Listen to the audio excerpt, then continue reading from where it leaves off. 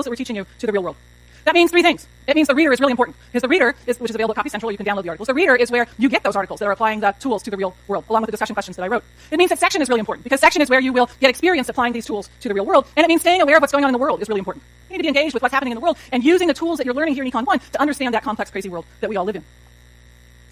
Now, one of the things about economics is oftentimes economics is used to analyze policy. A lot of people who take economics courses go on and get, for instance, a master's in public policy. Many of our GSIs are in the MPP program, getting masters in public policy. A lot of people who do economics are analyzing policy-based questions. What's the effect of raising the tax on soda? What's the effect of changing the tax on gasoline? What's the effect of this policy or that policy? In order to analyze the effect of policy, we need, as economists, to think in a very particular analytic way. Let me ask you a clicker question. It's kind of a lead-in to this.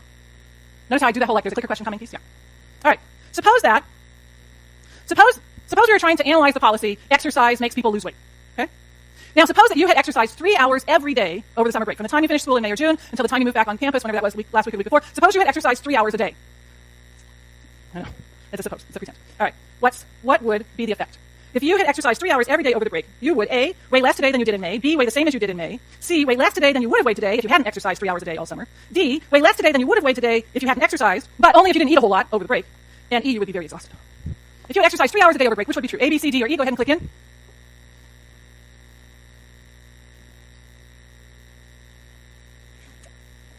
And 3 seconds. 1, 2, and 3.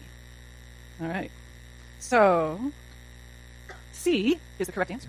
22% of you get the happy face for the correct answer. What did I have? I had actually 8% on A and 3% on B and 53% on D and 14% on E, which is probably also true. Although, you exercise that much, you might not be exhausted. You might actually have an enormous amount of energy. Analyzing the effects of policy is best done by comparing the world today the way it would have been without the policy with the world today the way it is with the policy, independent of what other factors, right? So D says only if you didn't eat a lot. No, suppose that you had exercised 3 hours a day over break and had consumed 5,000 calories a day, right? If you had consumed 5,000 calories a day and exercised 3 hours a day over break, you probably would weigh more today than you weighed in May. But because you exercised 3 hours a day while you were consuming those 5,000 calories, you would weigh less today than you would have weighed if you hadn't exercised those 3 hours. The answer is you would weigh less today than you would have weighed today if you hadn't exercised all summer. Here's the idea. To evaluate any policy, we're going to compare the policy's effects with what would have been true in the absence of policy. Which means that we're not doing this. We're not comparing yesterday, how much you weighed in May, with today, how much you weigh today. That's not what we're doing. Instead, what we're doing is we're comparing what today would have been like without the policy. That is, what today would have been like if you hadn't exercised 3 hours a day, with today, with the policy. What today would be like with you having exercised 3 hours a day. What economists call that is forming the counterfactual. It's forming the counterfactual. The counterfactual is this little circle down here on the bottom. The counterfactual is what today would have been like without the policy. The counterfactual is what would have been true, what would today have been like if the policy hadn't been in place. That's the counterfactual. It's coming up with a fact, in quotes, a quote fact, unquote, a fact that is counter to what really happened. It's what today would have been like if the policy was not enacted, but the policy was enacted. Well, that's sweet. Kind of made up, though, isn't it? I mean, how is it that we know what today would have been like? How do we know what today would have been like? Well, we use models. That is, we have stories. You can call them stories. We like to call them models. We have models. We have ways of talking about and thinking about and analyzing different types of economic scenarios. Now, a model, sometimes, particularly for graduate students who are working on their dissertations and their thesis advisor says, yes, but where's your model? The word model can sound kind of intimidating for PhD students working on a dissertation, and perhaps for you. Doesn't need to. I need you to think about a model just as being a fancy word for story. A model and a story are pretty much the same thing. Models are characterized by 3 things. A model is characterized by a question, by simplifications and abstractions, and by assumptions about, in our case, economic behavior. If this was a psych class, I would say psychological behavior, but this is not. It's econ. A question, simplifications, and assumptions. Change any one of those 3 things, change the question, change the simplifications, change the assumptions, and you have a different economic model. That is to say, you have a different story. If I were to ask what determines the level of unemployment in a national economy in some period, that's a question, and I can tell a story. That is, I can put together a model that answers that question. If instead I ask what determines the price of a cup of coffee, it's a different question. I need a different story. I need a different model. So change the question.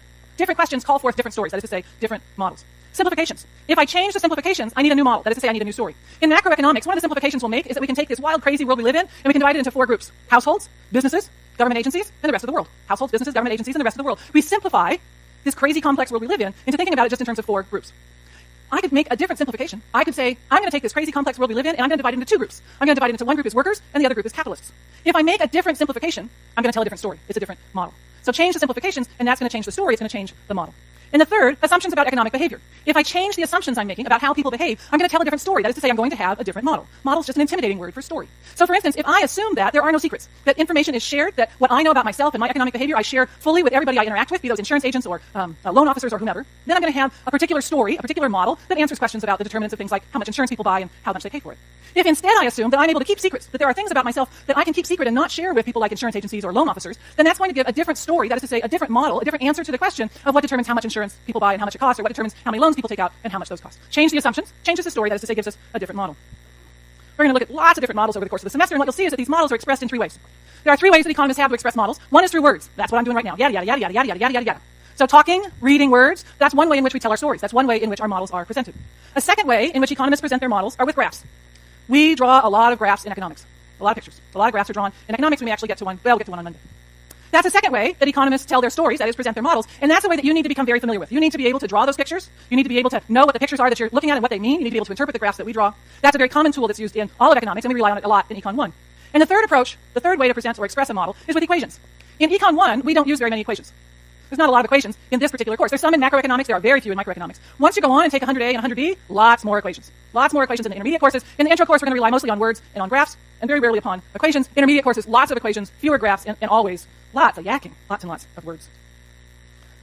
So what are we going to do with these models? Well, I don't know. What's the next slide? Oh, there it is. We use these models to analyze, and analyzing is different than judging. Analyzing is not the same as judging. What we need here is that we draw a distinction between what's called positive economics and what's called normative economics.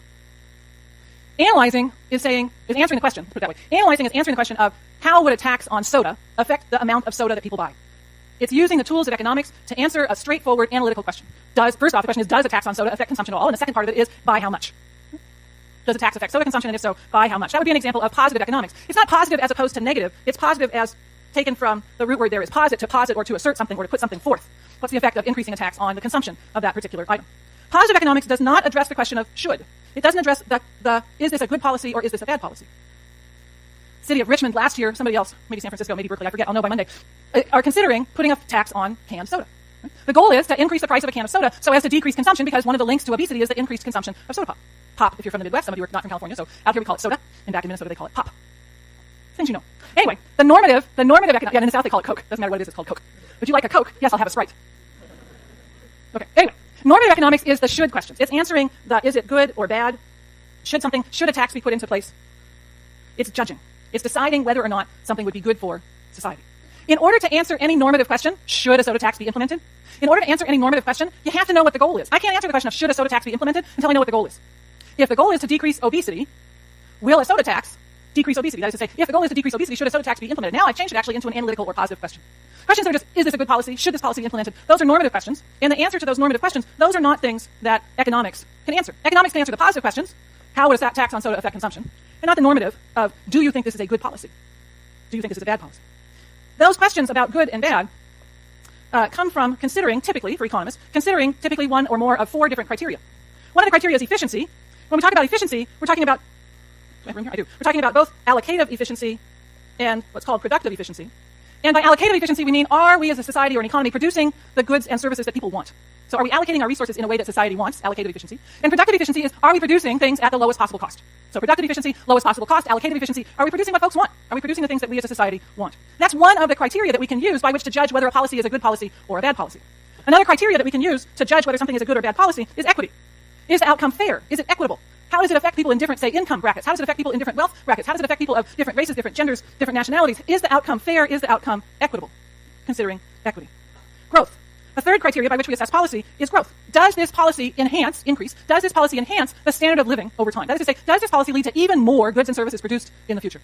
Does it increase the amount of goods and services produced in the future? We need GSIs to go at this point to the back and close the doors and make sure the next class doesn't come in. So we need to do for me what we did for the IB 131. So it just takes two. Thank you.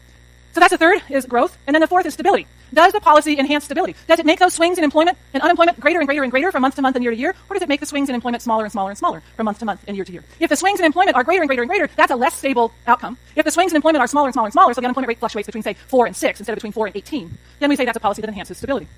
Of those criteria, I can't tell you which criteria you should support. Whether you want policies to enhance stability or growth, whether you want them to enhance equity or efficiency, that's something that you determine based on your values, based on how you were raised, based on what you believe. Those are the things that determine what our goals are. That's not something I teach. Once you tell me what the goal is, I can help you figure out the analytical tools as to whether or not a particular policy helps you to achieve that goal. But what the goals are that you're trying to achieve, that's up to you. That's based on who you are and how you were raised, what you believe is important in life and in the world. For example, clicker question.